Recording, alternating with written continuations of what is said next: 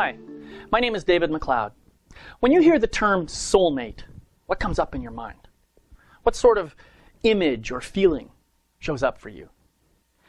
If you're like most people, then there's a good chance that the first thing that comes to mind is the idea of a romantic partner. Someone you'd like to spend the rest of your life with. Someone who'll be there with you through thick and thin. Well, I used to think this way myself. I used to believe that somewhere out there was one and only one special person, and that I would know deep in my heart when I'd met this person.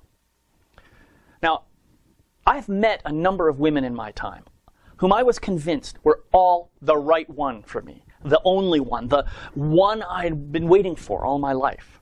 Maybe you've had that kind of experience yourself as well.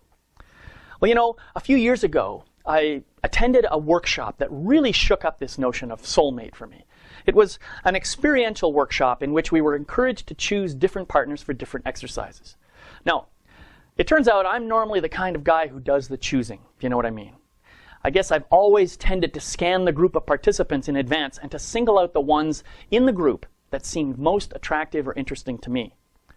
This was a completely unconscious act on my part. I didn't even realize I had been doing it. But in this workshop, I was given the opportunity to bring that behavior into my own awareness. The facilitators invited everyone to do the opposite of their normal behavior. So, noticing that I was just jumping at the chance to choose someone, I took the facilitator's advice and I held myself back. I allowed myself to be chosen instead of being the one doing the choosing.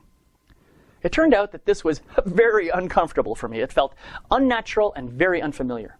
But I stuck with it for the entire two-day workshop. Now, as you could probably imagine, I ended up being paired with people I would almost certainly never have reached out to if I had been following my normal pattern and doing the choosing.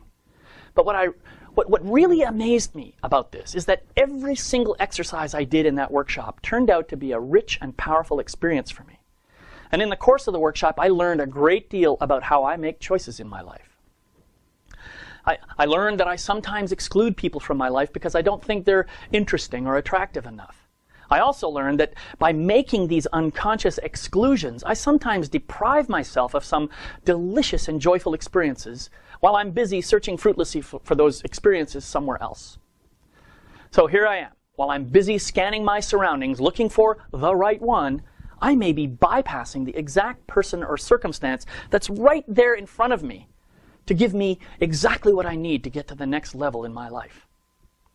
You know, I've come to realize that every person on this planet, in fact, every being in the universe, is a soulmate for me. Now, I obviously won't be romantically involved with every such being. I mean, that's ridiculous. But everyone has a gift that is meant to be shared, and that gift may be just the thing that I need to receive in my life. You know what? It's not even necessary to like a soulmate. In fact, I know in my life some of my greatest gifts have come from people I disliked a lot.